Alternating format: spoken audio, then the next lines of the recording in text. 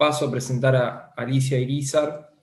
Ella es investigadora y jefe del Grupo Gestión Ambiental de la Estación de Pergamino del INTA y docente de las cátedras de Edafología y de Conservación del Suelo de la Universidad Nacional del Noroeste de Buenos Aires.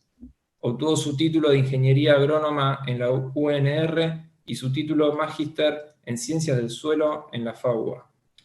Su programa de investigación se basa en el estudio del manejo de la materia orgánica del suelo para el desarrollo de sistemas de cultivos sustentables, posee numerosas publicaciones en revistas nacionales e internacionales y cuantiosos trabajos presentados en congresos. Además, dirigió varios trabajos de grado y posgrado. Por otro lado, Luis Milesi es ingeniero agrónomo recibido en la Universidad Nacional del Noroeste de la provincia de Buenos Aires. Se desempeña como investigador en el Grupo de Gestión Ambiental de la Estación de Pergamino del INTA y docente en las cátedras de Edafología y de Conservación y Planificación del Uso de la Tierra en la UNOVA. Además, está desarrollando su doctorado en la Escuela para Graduados de la Facultad de Agronomía de la UBA. Su área de trabajo es ciclo de carbono, modelización del carbono orgánico del suelo, diseño asistido de sistemas de cultivo, producción de biochar y cultivo de miscanthus. Ahora sí, los dejo con la presentación de Luis y de Alicia. Muchas gracias. Muy buenas tardes, mi nombre es Alicia Irizar y trabajo en el Grupo de Gestión Ambiental del Experimental de Pergamino. Y antes de comenzar con la presentación, quería agradecer a Presid por darnos la oportunidad de venir a presentar los resultados en este congreso. Bueno, el título de la charla es Recarbonización de los suelos, la agricultura es parte de la solución. Bueno, como todos sabemos, los suelos constituyen la mayor reserva de carbono terrestre y cumplen un rol fundamental en la mitigación del efecto invernadero a nivel mundial. En los primeros 30 centímetros del suelo se almacenan 694 gigatoneladas de carbono por hectárea y de los 30 centímetros hasta los 3 metros se almacenan 2.344 gigatoneladas. Las reservas de la capa superficial, las reservas de carbono en la capa superficial del suelo son muy sensibles a los cambios de uso y manejo del suelo y ofrecen una oportunidad de poder influir en las concentraciones de dióxido de carbono presentes en la atmósfera. En la vegetación se almacenan alrededor de 450 a 650 gigatoneladas de carbono y en la atmósfera se almacenan alrededor de 840 gigatoneladas de carbono. Por otro lado, los países están implementando el mapeo de las reservas de carbono como una actividad del Mapa Global de Carbono Orgánico del Suelo de la Alianza Mundial del Suelo. Como puede verse, este mapa tiene una escala de 1 en 1.000.000 y se miden las reservas hasta 30 centímetros de profundidad. Nuestro país se encuentra entre los 10 países que retienen más del 60% de las reservas mundiales de carbono y Argentina representa el 1,9% de esas reservas totales. Sin embargo, la medición y el monitoreo de las reservas de carbono, tanto a nivel nacional como a nivel mundial, es un desafío complejo y hay que seguir lineamientos muy específicos para poder estimar y reducir las incertidumbres asociadas al secuestro de carbono.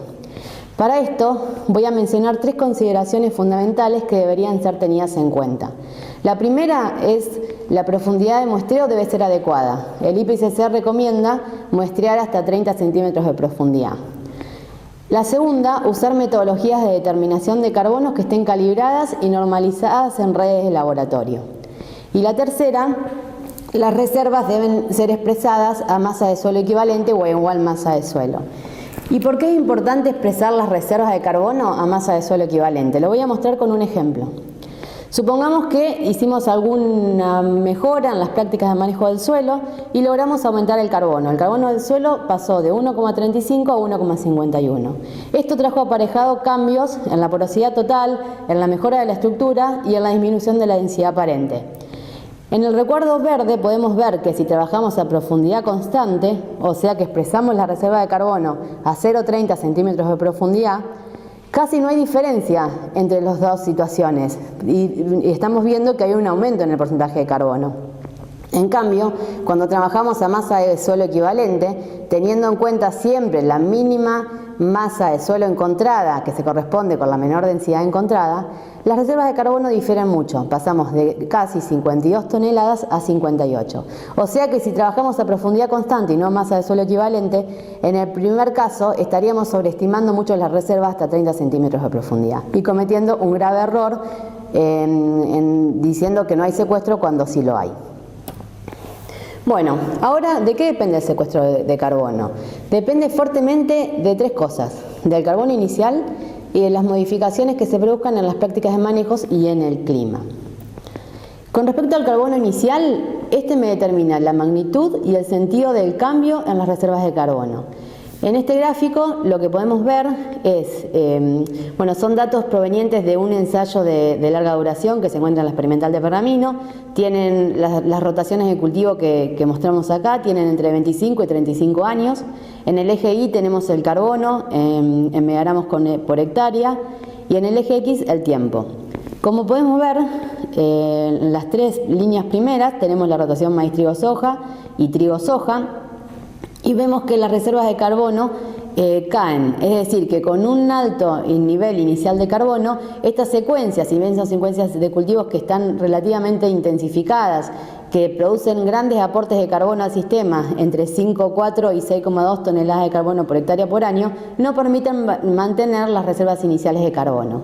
En cambio, un monocultivo de maíz, con un aporte de 4,7 toneladas de carbono por hectárea por año, permite mantener las reservas iniciales alrededor de 41 megagramos por hectárea, y un monocultivo de soja, debido al bajo aporte que realiza el cultivo de soja, es imposible mantener esas reservas a pesar de que el suelo se encuentra degradado. Es decir, que estas variaciones en el secuestro de carbono se relacionaron directamente con la cantidad inicial de carbono que había en el suelo. Cuando más tengo, más pierdo, independientemente de que mi secuencia esté más intensificada y aporte más carbono. Esas grandes reservas de carbono iniciales son muy difíciles de mantener y hay que hacer un esfuerzo muy grande por aportar grandes cantidades de carbono y de nitrógeno para lograr mantenerlas. Entonces de esto surge un doble desafío. Sería, en suelos con alto contenido de carbono, el desafío sería mantener o reducir las pérdidas lo mejor que se pueda, tratar de perder la menos cantidad de carbono posible. En cambio, en suelos con bajo contenido de carbono, el desafío es secuestrar. ¿Por qué? Porque esos suelos presentan un alto potencial de secuestro de carbono. Y este desafío constituye una solución para reducir las emisiones de gases de efecto invernadero a nivel global y de mitigar la degradación de los suelos. Bueno, ahora voy a presentar algunos resultados de varios de los ensayos de larga duración que tiene el grupo en la experimental de Pergamino, donde la introducción de prácticas agrícolas sustentables nos permitieron aumentar o mantener las reservas de carbono orgánico del suelo. Este es un primer ensayo donde se incluyó cultivos de cobertura en la secuencia maíz-soja, luego de 6 años fue evaluado. En el eje de las Y tenemos el carbono en toneladas por hectárea. Esto está hecho para una masa de suelo equivalente de 2.200 toneladas, que se equivale más o menos a una profundidad de 0,20 centímetros en el suelo. Y tenemos dos cultivos de cobertura, vicia y avena vicia, y el tratamiento control, que es la rotación sin cultivo de cobertura. A su vez, el cultivo de cobertura está dividido en fertilizado y no fertilizado con nitrógeno, que se corresponde con la fertilización del cultivo de maíz. En el fertilizado, el cultivo de maíz recibe 32 kilos de nitrógeno por hectárea, y en el no fertilizado no recibe nitrógeno. Como podemos ver, con la inclusión de cultivo de cobertura, independientemente si es fertilizado o no fertilizado y qué cultivo sea, el carbono del suelo aumentó entre 1,2 y 1,6% por hectárea por año, y la tasa de secuestro anual promedio fue de 0,6 megagramos de carbono o toneladas de carbono por hectárea y por año. En el caso del control o la rotación testigo, el carbono se mantuvo. Esto muestra el alto potencial que tienen los cultivos de cobertura en aumentar las reservas de carbono en condiciones de suelo degradado. Acá es otro ensayo distinto, que también se incluyó un cultivo de cobertura de avena más vicia, pero en un suelo que venía de 23 años de soja continua o de monocultivo de soja. Lo mismo, en el eje Y tenemos el carbono orgánico del suelo y en el eje X tenemos el tiempo en años. El efecto del cultivo de cobertura se evaluó a los 4 años y a los 8 años de la inclusión. Como podemos ver, en los primeros 4 años el carbono aumentó 2,7% por hectárea por año y en los segundos 4 años el carbono aumentó 1,4% por hectárea por año. Las tasas de secuestro, a medida que pasa el tiempo, son cada vez menores hasta que el sistema llega a alcanzar un nuevo equilibrio.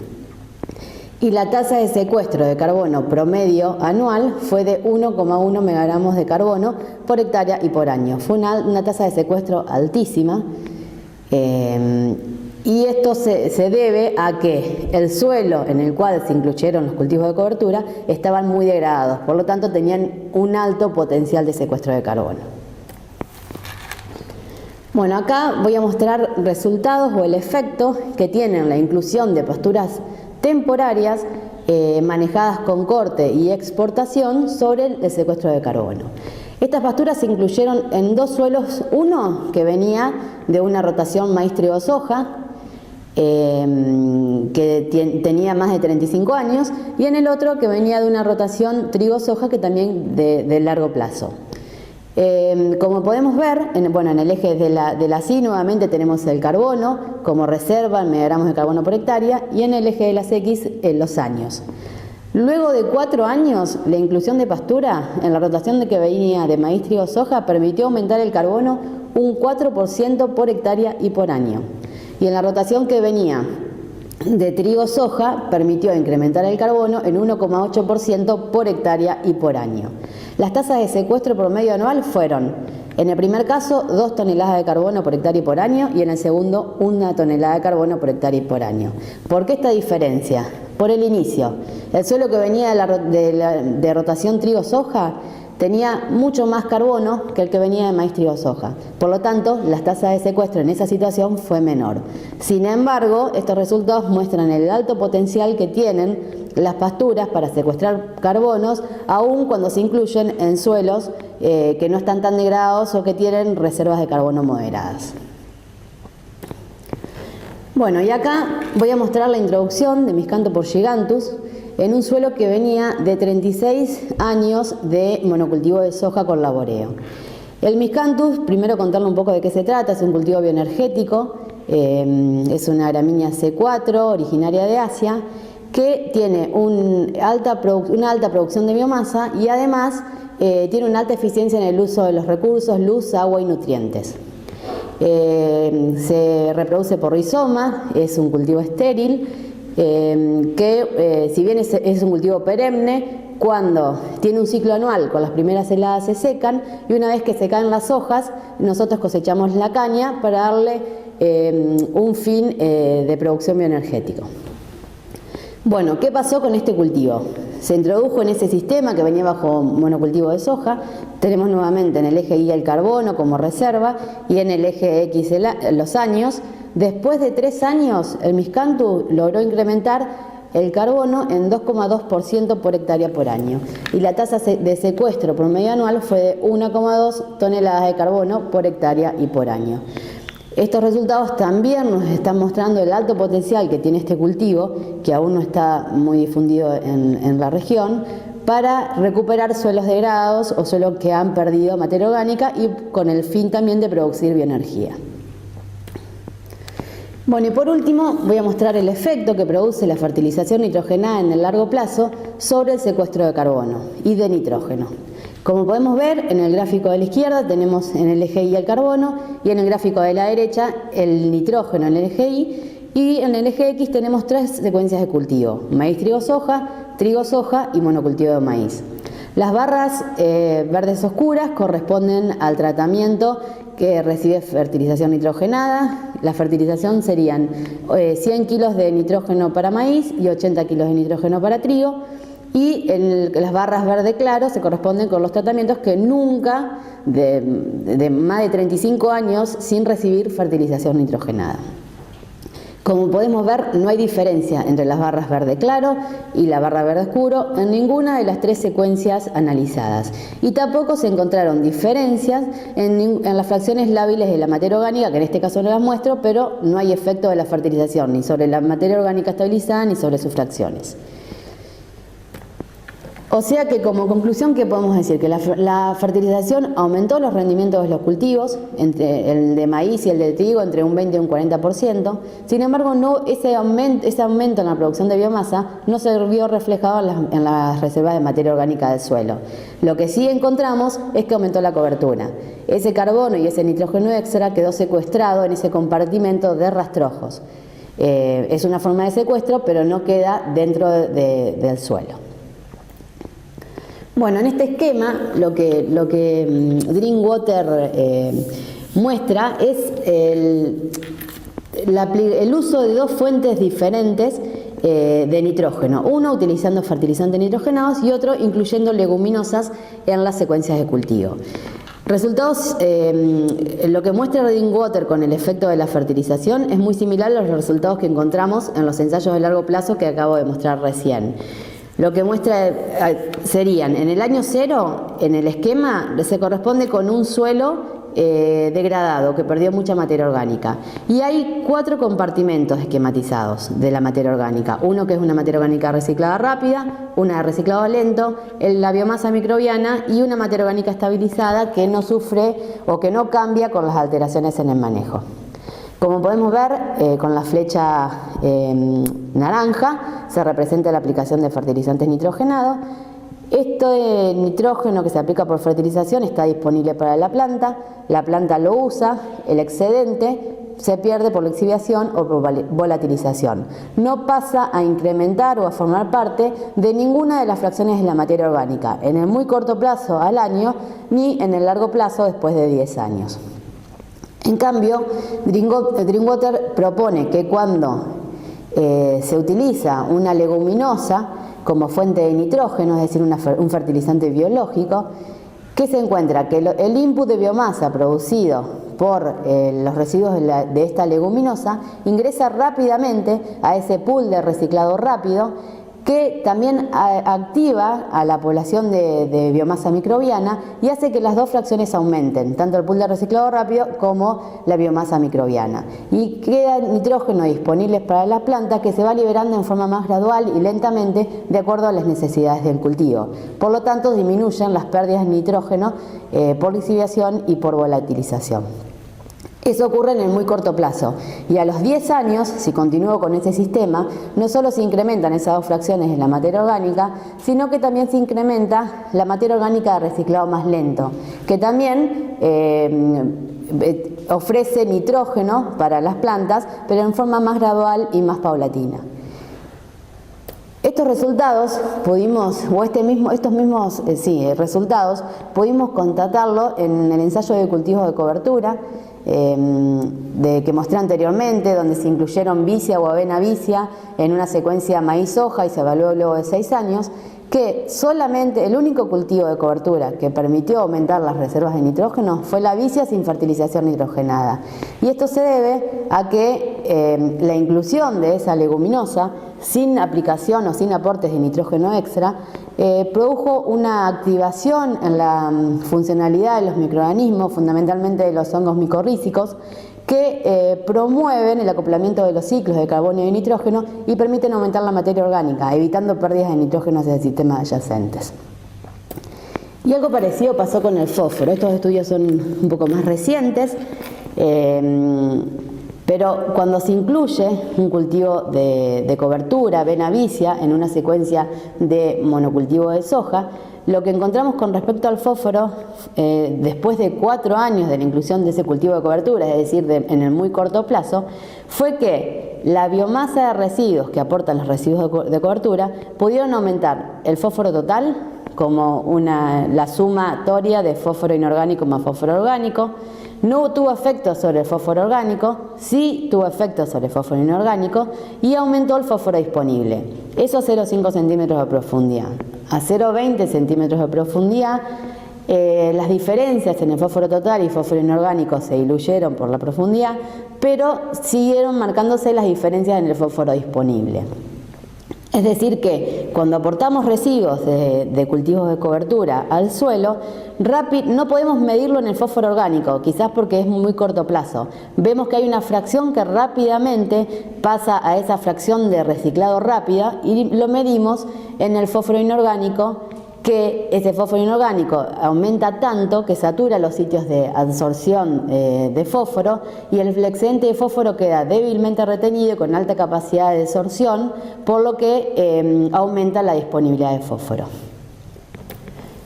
Bueno, entonces como conclusión de esta última parte donde mencionamos el carbono, el nitrógeno y el fósforo, ¿qué podemos decir? Que la gestión integrada que utiliza fuentes biológicas de nutrientes y se complementa con fuentes minerales permite retener el nitrógeno y el fósforo a través del acoplamiento con los ciclos del carbono, aumentar los rendimientos del cultivo, pero a su vez aumentar la materia orgánica en el corto y mediano plazo, disminuir las pérdidas de nitrógeno y fósforo hasta sistemas adyacentes, disminuyendo la contaminación, y a su vez permitiría reducir las dosis de fertilizantes utilizadas, ya que la biomasa que producen los residuos estarían dando grandes cantidades de fósforo y de nitrógeno a los cultivos principales de la rotación. Bueno, ya cerrando, llegando al fin de la charla, más que nada voy a mostrar una reflexión. Hoy sabemos que existen tecnologías que permiten almacenar materia orgánica en el suelo. Sin embargo, el 85% de los sistemas productivos de nuestra región se encuentran bajo sistemas agrícolas no sustentables. La pregunta es ¿qué nos falta para cambiar? Bueno, y voy a dar 3 reflexiones: educar sobre el papel crucial que desempeña el suelo en la seguridad alimentaria, la adaptación al cambio climático, los servicios ecosistémicos esenciales, la mitigación de la pobreza y el desarrollo sostenible. También nos falta generar políticas públicas orientadas a promover la implementación de prácticas de manejo sostenible y nos falta fomentar la adopción a mayor escala de las prácticas de secuestro de carbono a través de procesos participativos, generando confianza, afianzando los vínculos con los productores y aumentando la comunicación entre los actores del territorio, productores, investigadores, decisores políticos y sociedad. Bueno, eso es todo. Acciones locales generan impactos globales y gracias por su atención. Y quedo disponible para cualquier consulta que tengan acerca del tema. Gracias. Buenas tardes a todos. Soy Luis Milesi, soy ingeniero agrónomo que trabajo en el INTA Pergamino. Y bueno, primero, antes de empezar, quiero agradecerle a Presid por invitarnos a participar en esta plenaria y presentar nuestros resultados. Bueno, para empezar, hoy les voy a hablar sobre secuestro futuro de carbono, impacto sobre las decisiones del presente.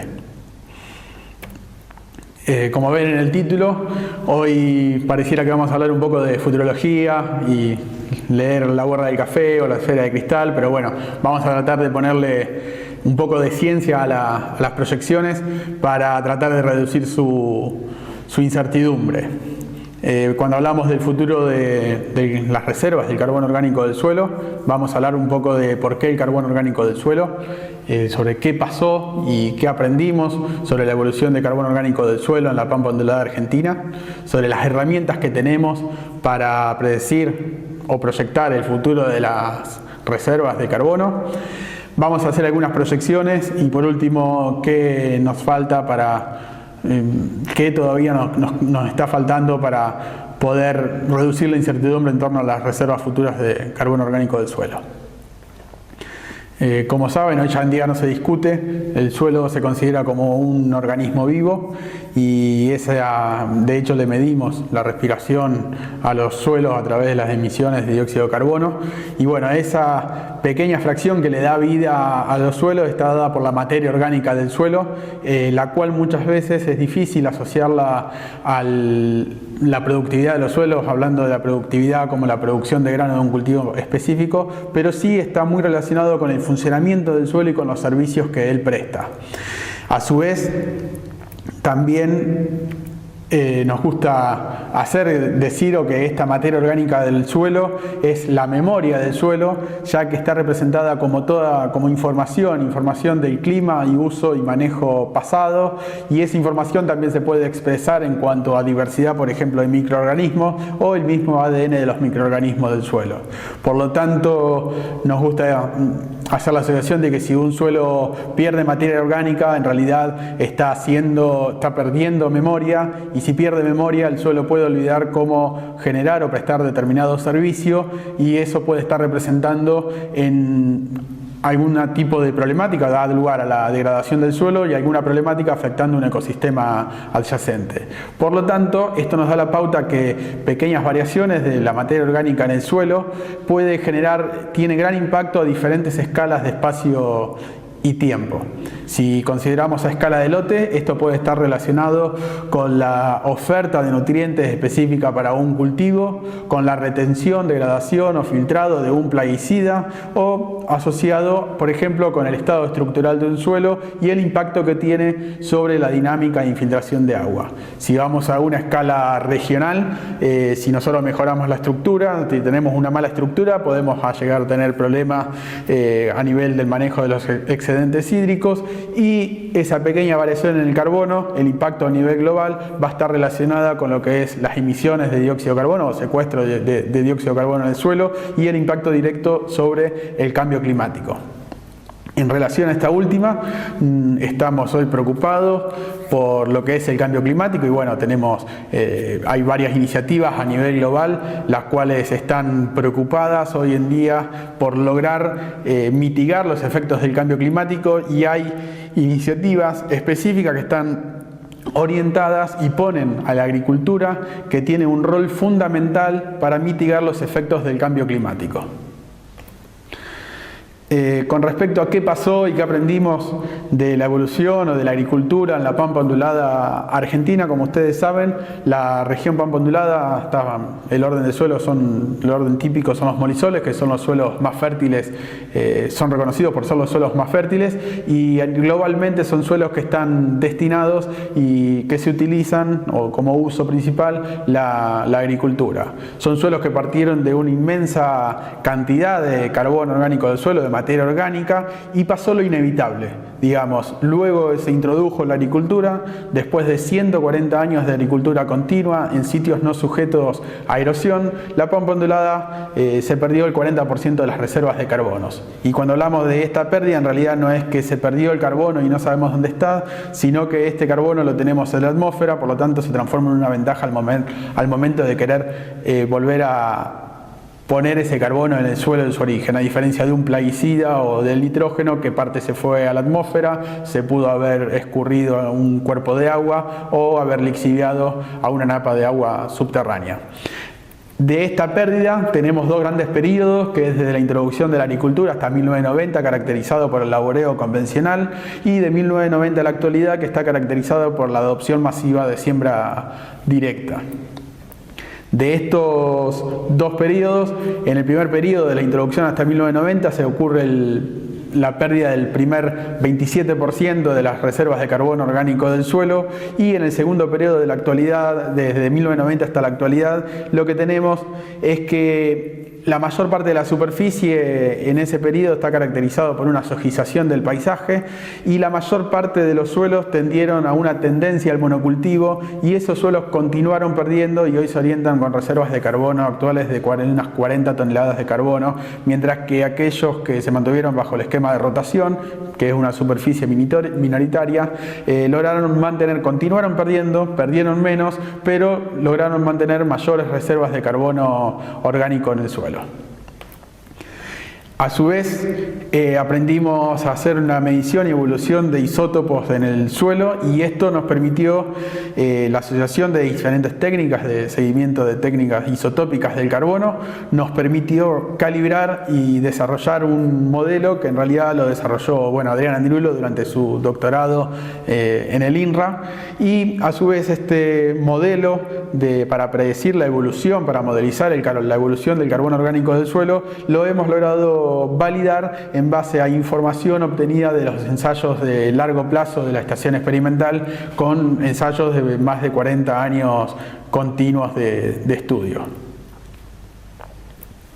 El modelo AMG es una herramienta muy sencilla en el cual, en base a información básica climática, de suelo, de laboreo y de manejo de los residuos de cultivo, de productividad y de algunas variables de coeficientes de mineralización y humidificación del suelo, nos permite rápidamente obtener información como la evolución del carbono orgánico del suelo, conocer el aporte de carbono de una rotación, el carbono al cual va a llegar, el carbono orgánico del suelo al cual va a llegar una determinada rotación, toda esta información la podemos utilizar para diseñar y evaluar rotaciones de cultivo, evaluar escenarios de cambio climático o evaluar, por ejemplo, la exportación de residuos de cosecha para su aprovechamiento bioenergético. Este modelo, a pesar de que en Europa su utilización es más común y está más desarrollada, acá en Latinoamérica lo hemos calibrado y validado en varias situaciones edafoclimáticas bien contrastantes, por ejemplo los ensayos del CIMMYT en México, también en ensayos de largo plazo de línea de Chile, en línea de Uruguay y en ensayos de largo plazo de la Pampa ondulada, en el caso de nosotros de Pergamino, del sudoeste en Bordenave o del sudeste en la experimental de INTA que tiene con la Universidad de Mar del Plata en Balcarce.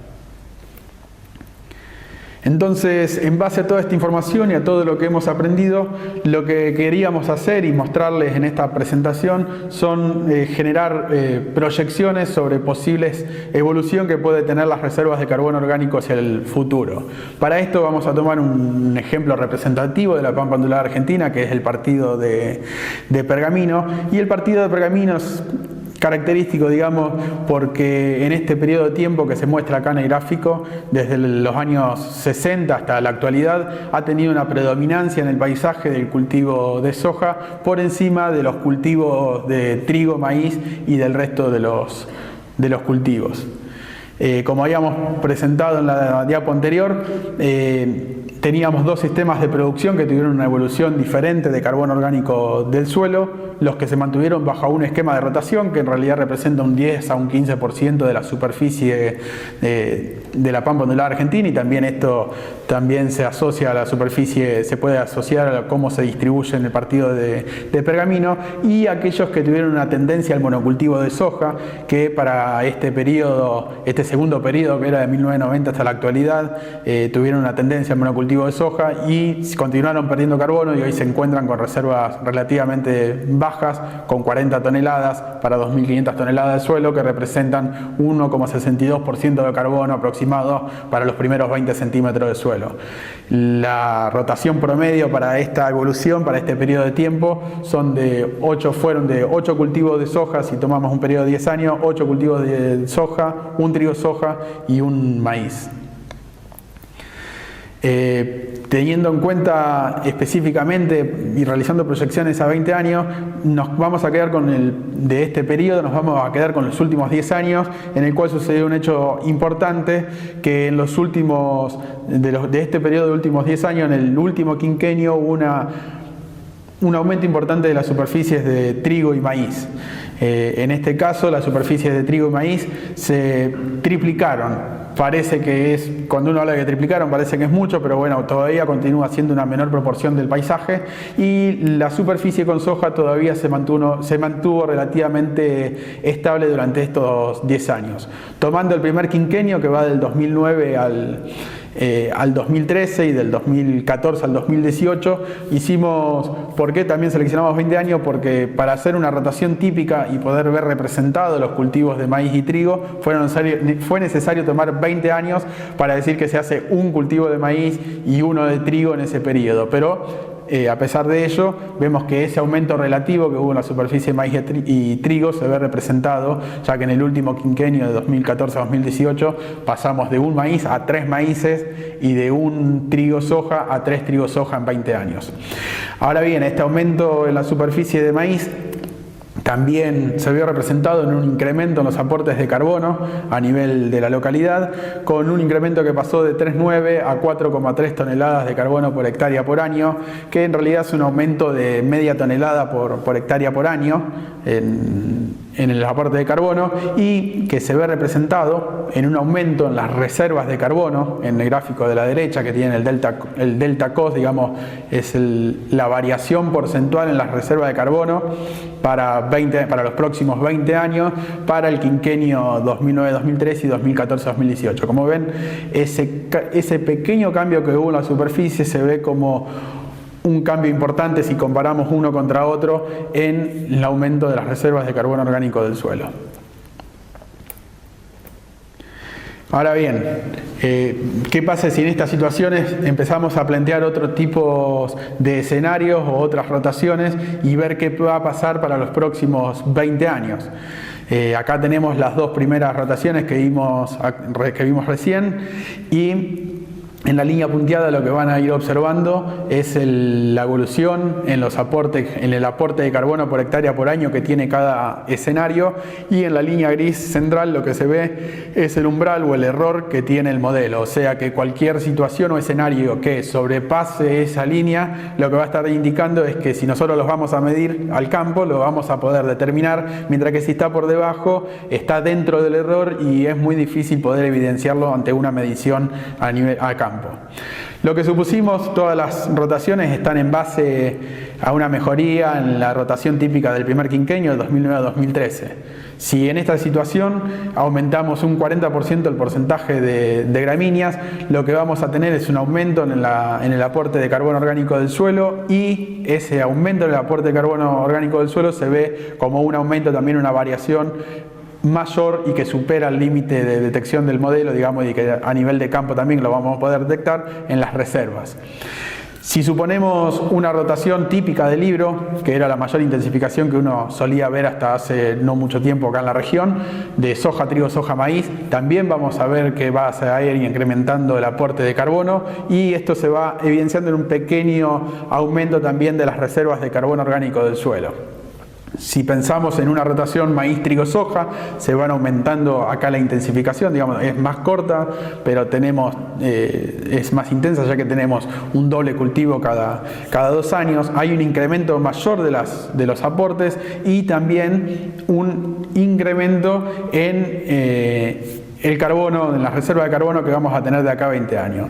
Estas 3 primeras secuencias que estamos viendo acá, de 40% de gramínea y las rotaciones, en realidad es una intensificación en base a cultivos anuales, ¿no? En base a cultivos anuales de cosecha. Ahora bien, ¿qué pasa si en esa rotación típica 2009-2013 nosotros incorporamos 4 cultivos de cobertura cada 20 años o 5 cultivos de cobertura cada 20 años? Bueno, utilizando el modelo, lo que nos da es que tenemos una reducción importante en lo que es el aporte del carbono orgánico, en el aporte de carbono por hectárea por año, pero también tenemos un incremento importante en las reservas de carbono. Lo mismo sucede si incorporamos 5 cultivos de cobertura en los 20 años. Lo que vemos, hay una poca variación en el aporte de carbono, pero es un poquito mayor el aporte total, digamos, el incremento en las reservas de carbono orgánico del suelo. Y por último, si a la rotación soja, trigo, soja, maíz le incorporamos un cultivo de cobertura previo a soja, tenemos el mayor aumento porcentual en la reserva de carbono, cercano a un 12%, y un importante aumento en el aporte de carbono. Estas últimas 3 secuencias hay que tener en cuenta que la intensificación está dada por la incorporación de un cultivo de cobertura, y la diferencia está dada porque los cultivos de cobertura tienen un coeficiente de humificación mucho mayor, o casi del doble, con respecto a los cultivos anuales de cosecha como trigo, soja o maíz. Una cuestión importante es que estas secuencias o esto que fuimos probando tienen un potencial, y cada una de estas secuencias que fuimos probando tienen un potencial de secuestro de carbono. Es decir, que en el muy largo plazo, más allá de los 20 años, una vez que alcancen esas reservas de carbono que estamos viendo en los globos de color violeta, no va a poder secuestrar más de ahí, y ese va a ser su techo. Es decir, que en las primeras rotaciones que secuestran hasta 43 toneladas, si queremos generar un cambio luego de eso, va a ser necesario cambiar la tecnología, intensificar o buscar otra tecnología que me permita aumentar las reservas de carbono orgánico del suelo. Lo que sí vamos a estar logrando es el secuestro de carbono orgánico sí o sí en cualquiera de estas tecnologías. Vamos a estar secuestrando con un impacto a escala local, regional y global. Para ponerle un poco de número de cuánto representa esto, teniendo en cuenta el punto de partida, que eran las 40 toneladas, y suponiendo que un 85% de la superficie está representado por esos productores que tendieron al monocultivo de soja, en promedio, para esos 20 años, se espera, teniendo en cuenta todos estos escenarios que probamos, un aumento promedio de 2,5 toneladas por hectárea por año de las reservas de carbono orgánico. Multiplicando esto por la superficie y transformando el carbono en materia orgánica, llegamos a que son 827.000 megagramos por hectárea que se podría aumentar. Ahora bien, ¿cuánto representa esto? ¿De cuánto estamos hablando? Si consideramos un camión de transporte de grano, que son aproximadamente, transporta 30.000 kilos, estamos hablando que en 20 años, en total se van a transportar 27.569 camiones de materia orgánica que se van a estar distribuyendo en la superficie del partido Pergamino bajo producción, bajo agricultura continua, digamos, en esas casi 182.000 hectáreas. Ahora bien, ese aumento en el carbono, por ejemplo, si lo queremos relacionar con funciones y prestaciones de servicios del suelo, ese aumento en el carbono va a estar asociado a un aumento en el carbono orgánico particulado del suelo, y ese aumento en el carbono orgánico particulado del suelo, que lo vemos en el gráfico de la izquierda, va a estar relacionado con la oferta de nutrientes, y es un impacto que vamos a tener a nivel local o a nivel de lote, que se puede expresar como un ahorro en el uso, por ejemplo, de fertilizantes, o en el gráfico de la derecha que tenemos el carbono orgánico, el aumento del carbono orgánico del suelo y cómo afecta el índice de estabilidad de los agregados, es decir, aumento del carbono, aumento de la estabilidad de los agregados, y con eso estaría aumentando el ingreso del agua al suelo. Por lo tanto, voy a tener un impacto a nivel local, regional, con el manejo posible o potencial manejo de los excedentes hídricos. Ahora bien, y ya cerrando, algunos puntos que quedaron sobre el futuro del carbono y qué nos falta. Por ahora, para provocar un cambio a escala local, con impacto local, regional y global, vemos que puede ser muy sencillo, y cambiando e incorporando tecnología muy sencilla, se puede lograr ese cambio. Para ello, podemos tomar el camino de la intensificación y diversificación, tanto con cultivos de cosecha como cultivos de cobertura. Sin embargo, resulta necesario romper con los sistemas de producción predominantes. Y por otro lado, también tenemos que determinar y mejorar los coeficientes de humificación de los cultivos de cobertura y avanzar en la modelización de sistemas de cultivos que incorporen pasturas temporarias, y sobre todo en la medición de los aportes. Para cerrar, no tenemos una conclusión, sí una reflexión de Hans Jenny, que bueno, fue un edafólogo muy conocido, que fue el que marcó y hizo la teoría de los factores formadores del suelo. Y bueno, él, en una entrevista que le hicieron, dijo que si todos los elefantes en África fueran fusilados, apenas lo notaríamos, pero si la fijación de nitrógeno por las bacterias del suelo o los nitrificadores fuera eliminada, la mayoría de nosotros no sobreviviríamos por mucho tiempo, porque el suelo no podría soportarnos. Y él agregó: no puedo evitar pensar en la afirmación que suelos saludables hacen personas sanas, y como extensión estoy intrigado por la idea de que buenos suelos hacen buenas personas, pero esa noción parece insostenible. Bueno, esto es todo lo que tengo para decir. Muchas gracias, y quedo abierto a cualquier consulta o pregunta que tengan. Muchas gracias, Alicia y Luis, por la presentación.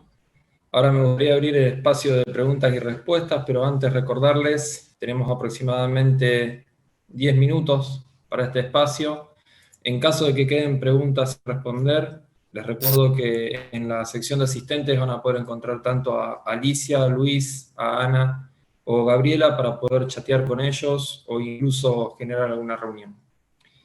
Ahora sí, si les parece, empezamos con las preguntas. La primera: ¿cuáles son las principales fuentes de fijación de carbono y de qué manera se almacenan en el suelo?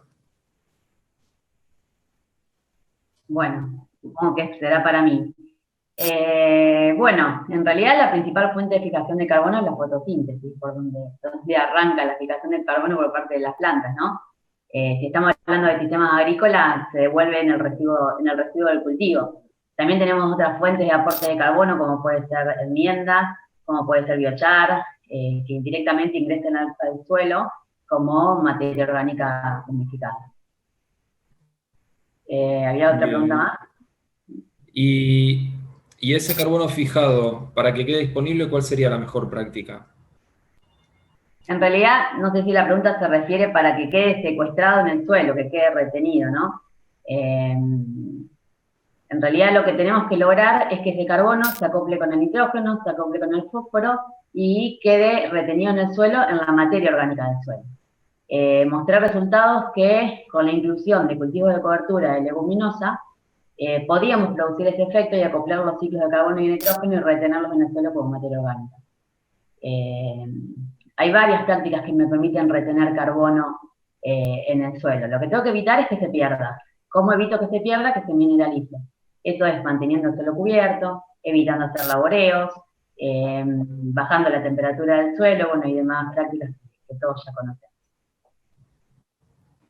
Bien, excelente. Bueno, ya me respondiste de antemano a una pregunta que venía, que era cuál es la pérdida, el principal factor de pérdida de carbono y cómo se puede evitar. Sí, en realidad que está demostrado que el laboreo ha sido una de las principales fuentes de pérdida de carbono. Pero en los últimos años, esto del sistema de cultivo predominante en la región, que fue el monocultivo de soja, por más que se haya hecho bajo siembra directa, también tuvo una pérdida muy grande de carbono, y era porque el suelo estaba desnudo, porque tenía elevada temperatura, baja estabilidad para proteger ese carbono, para ejercer una protección física, y si bien no se usaban laboreos, había una pérdida importante de carbono de todas maneras.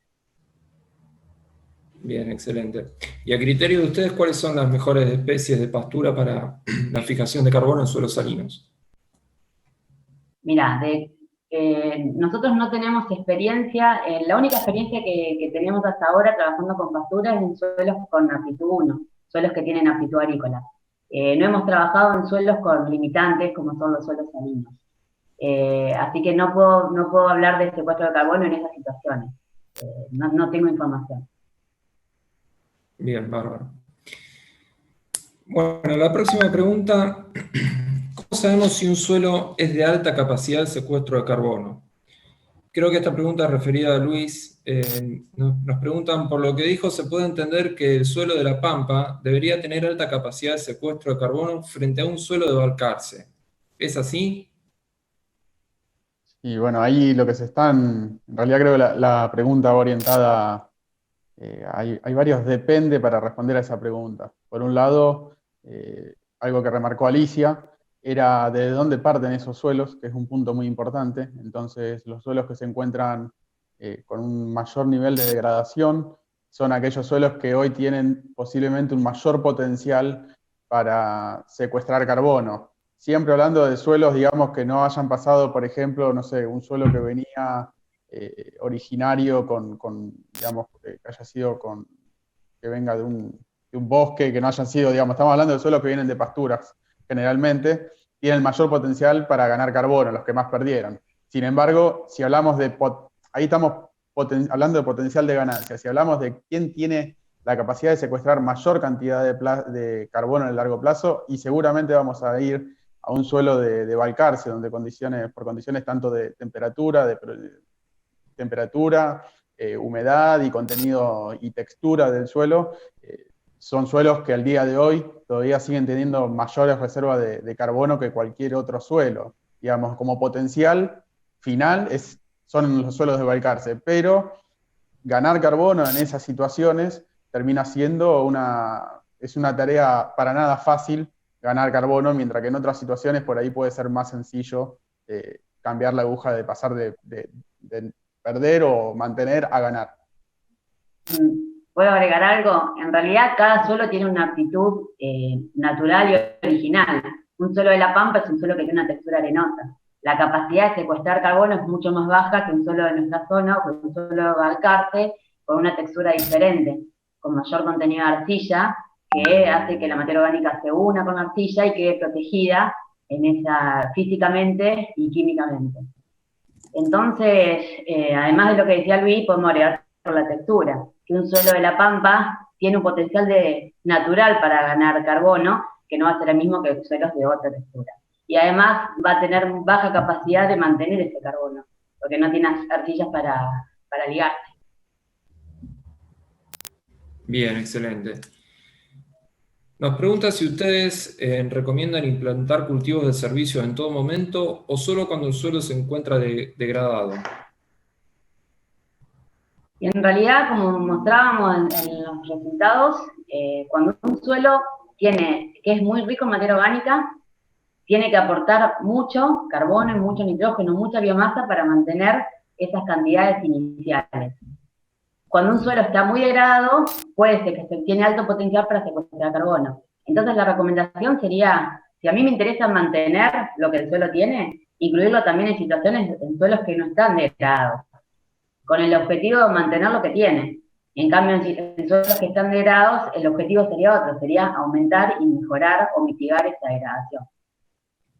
Sí, ahí por ahí, en situaciones muy degradadas, como presentamos en algunos de los escenarios agrícolas, mostrábamos los resultados, en donde quizás solo intensificando con cultivos anuales en situaciones muy degradadas de la región pampa ondulada es suficiente para provocar un cambio en las reservas de carbono. Sin embargo, cuando partimos de situaciones que están menos degradadas o que son más ricas, que tienen un mayor contenido, quizás ahí el cambio en la intensificación, ya solo con los cultivos, digamos, cultivos de cosecha, vamos a decirlo, o cultivos con destino de cosecha, no es suficiente y ya hay que pensar en otro tipo de estrategia para lograr aumentar los aportes tanto de carbono y tratar de acoplar a su vez, a la medida que uno aumenta el carbono, también tratar de acoplar los ciclos de carbono y nitrógeno, como por ejemplo la introducción de cultivos de cobertura que contengan, sobre todo principalmente, que contengan en mezcla con leguminosas. Bien, bárbaro. Bueno, nos quedan pocos minutos, así que les voy a ir haciendo la última pregunta para ir cerrando. Nos preguntan cuál es el porcentaje de materia orgánica que se mineraliza durante el invierno y verano y cuánto nitrógeno se corresponde por kilogramo de materia orgánica mineralizada. Bueno, Ali, ¿querés? Bueno, eso es siempre, como decimos los agrónomos, una de las principales respuestas con lo que empezamos es depende. Depende de dónde estamos hablando, en qué situación estamos hablando, y eso va a estar regulado por las condiciones tanto edáficas, y hablando ahí específicamente de textura, como hablando también de la situación climática del suelo. Generalmente nosotros por modelización y por tomando como una situación promedio, digamos, consideramos que de todo el stock que uno puede tener de reserva de materia orgánica en el suelo, un 35% corresponde a una parte activa que uno está en constante modificación y que está en constante mineralización y que está asociada a una fracción más lábil, que está asociada, digamos, a la entrega de nutrientes en el corto plazo.